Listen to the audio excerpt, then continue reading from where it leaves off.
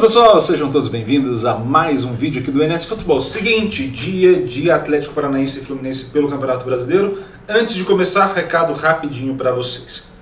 Você está acompanhando o Atlético Paranaense e Fluminense agora comigo e você quer acompanhar os demais jogos da rodada, a previsão, para você entender se a tua equipe vai subir ou não na tabela, para você ver se seu adversário aí do estado vai cair ou não, ou vai ser campeão ou não, enfim, assista a playlist do canal da 21ª rodada. Toda rodada terá uma playlist e ao final do vídeo vai aparecer um vídeo recomendado e uma playlist embaixo. A playlist será desta rodada, tá bom? Então acompanhem lá também, não só a sua equipe, mas também os adversários, tá bom? Vamos à análise, né, da equipe, das equipes. E aqui vem um ponto importante. Vamos começar pelo começo. Vamos começar por dois cenários completamente distintos, né? Se no mando de campo vocês estão vendo que a bolinha está mais voltada para o Atlético Paranaense e no estilo mais voltado para o Fluminense, acontece uma modificação de comportamento entre um cenário e outro. Então esse é o primeiro ponto. O que a gente vai precisar ver como se fosse um analista de desempenho de fato? Quais são as características que mantêm nos dois cenários e o que de fato está modificando os principais pontos a ponto de você ter em um cenário apontar algo e no outro apontar algo completamente distinto. Então vamos à análise desse jogo especificamente para a gente entender isso. Por passe, você tem uma vantagem óbvia da equipe do Fernando Diniz. Então você tem uma vantagem muito grande do Fluminense em relação ao Atlético Paranaense. Então se a gente estiver olhando esse cenário aqui, a gente está falando de 19, tá? A diferença. Então você tem o overall para passe 55 do Atlético Paranaense, 77 do Fluminense. Então temos 19 de diferença entre uma equipe e outra, né? Quando a gente for olhar a progressão em campo, ou seja, os metros ganhos, você já começa a ter um equilíbrio maior. 68 do Fluminense, 63 do Atlético Paranaense.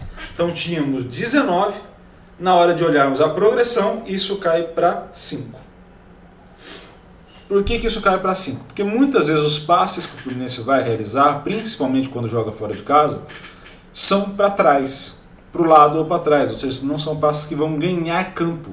E como você tem poucos jogadores em situação de 1 contra 1, porque as equipes estão mais postadas contra o Fluminense, você acaba tendo dificuldade em superar as linhas pela condução. E aí você fica no passe, passe, passe, passe, passe. O que isso quer dizer para quem estiver assistindo o jogo? A sensação que dá ao assistir o jogo do Fluminense é de domínio do Fluminense. Esse é o primeiro ponto. Iago, isso quer dizer que esse domínio vai ser permanente? Não necessariamente. Porque o domínio do Fluminense, se ele não for revertido nas finalizações, que é o caso que acontece neste momento quando joga fora de casa, você tem a posse de bola mais alta, mas perceba, se aqui já deu uma equilibrada, quando chega na parte de finalização já inverte. Você já tem uma vantagem do Atlético Paranaense em relação ao Fluminense. E aí quando eu olho essa vantagem voltada para gol, essa vantagem aumenta. Então eu tenho de novo uma vantagem do Atlético Paranaense em relação ao Fluminense. Perceba como nesses cenários que a gente está caracterizando, há um domínio e uma sensação que o Fluminense está controlando o jogo, mas quando na verdade quem está controlando é o adversário. Porque é ele que está conseguindo ter a estratégia mais dominante. Tá? Dominar o jogo é uma coisa, ter uma estratégia mais dominante é outra. Que é você conseguir implementar a sua estratégia. São coisas diferentes. Quando você vai para a defesa, o Fluminense vai recuperar mais rápido, tanto que vai manter mais a posse. Mas quem se defende melhor? Atlético Paranaense, de novo, se defende melhor. Esse cenário de mando de campo, quem é o favorito? Atlético Paranaense. Grande favorito? Não. É uma margem de 1 gol de diferença, basicamente. O grande detalhe aqui nesse cenário é que o Fluminense especificamente precisa fazer o primeiro gol. Por que ele precisa fazer o primeiro gol? Dado 11 contra 11, situação normal do jogo, se o Fluminense faz o primeiro gol, essas vantagens que a gente caracterizou do Atlético Paranaense invertem de mão. Então passam a mão do Fluminense. O Fluminense passa a ter um controle maior de jogo, mesmo que não consiga finalizar, mas impede que o Atlético finalize. Isso passa a ter um controle maior estratégico do jogo. Se o Atlético faz logo o primeiro gol, por exemplo, o Fluminense tem dificuldade em criar essas finalizações. E isso pende o jogo para o Atlético Paranaense, tá bom? Então vamos agora entender o que modifica e o que fica próximo quando o Atlético Paranaense joga com equipes parecidas com o Fluminense e quando o Fluminense joga com equipes parecidas com o Atlético Paranaense. Em laranja temos o mando de campo, em azul temos um cenário de perfil de clube, tá? Ou seja, entendendo como essas equipes vão modificar o seu comportamento de acordo com o adversário. O que acontece quando o Atlético Paranaense enfrenta um time do estilo do Fluminense? Você tem uma queda no passe, então o Atlético Paranaense não entra na disputa pela posse da bola. Você tem uma queda de fato na progressão. Você tem a queda nas velocidades de recuperação. Então esses pontos acabam caindo, estão muito relacionados diretamente, por isso que caem todos. Tá? Tem uma dificuldade em bloqueio, e esse é um ponto negativo de fato da equipe especificamente. E uma queda na defesa, também outro ponto negativo da equipe. Por isso que tem aquela queda toda de overall ali que a gente está vendo. Há uma queda de novo no gol e na finalização. Ou seja, eu tenho um cenário completamente negativo. É uma situação desconfortável para o Atlético Paranaense jogar contra uma equipe que nem o Fluminense. Por isso que eu falo do primeiro gol para você estabilizar as coisas, tá?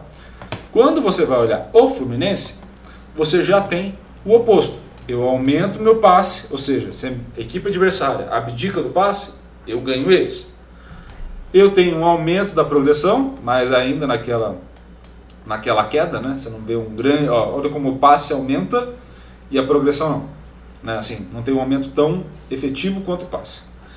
Eu tenho uma melhora na velocidade, ou seja, o inverso do que a gente viu no Atlético Paranaense, por definição. Né? Se eu tenho equipes que vão me dar a bola, eu vou ter mais recuperação rápida, vou ter mais posse, vou progredir um pouco mais em campo, claro. Mas aí eu tenho dois pontos importantes. Eu tenho uma manutenção do bloqueio, tenho um aumento da finalização, mas eu não aumento tanto assim minha conversão e ainda piora a minha defesa. Ou seja, quando eu jogo com adversários mais fechados, eu tendo a colocar o Fábio em situações de defesa mais propensas a sofrer gol. E aí é o ponto também que o Fluminense, por mais que fique favorito, acaba equilibrando um pouco. Então assim, o que a gente pode esperar? Como resumo do jogo, a gente pode esperar um Fluminense dominante na posse da bola, um Fluminense dominante nas ações do jogo, mas um Atlético muito perigoso no contra-ataque. Quem encaixar o primeiro gol leva uma vantagem estratégica gigantesca para a continuidade da partida, tá? Principalmente se for no começo. Encaixando o primeiro, o Atlético pode fazer o segundo gol, por exemplo, nos contra-ataques, porque ele passa a ter a estratégia de jogo na mão.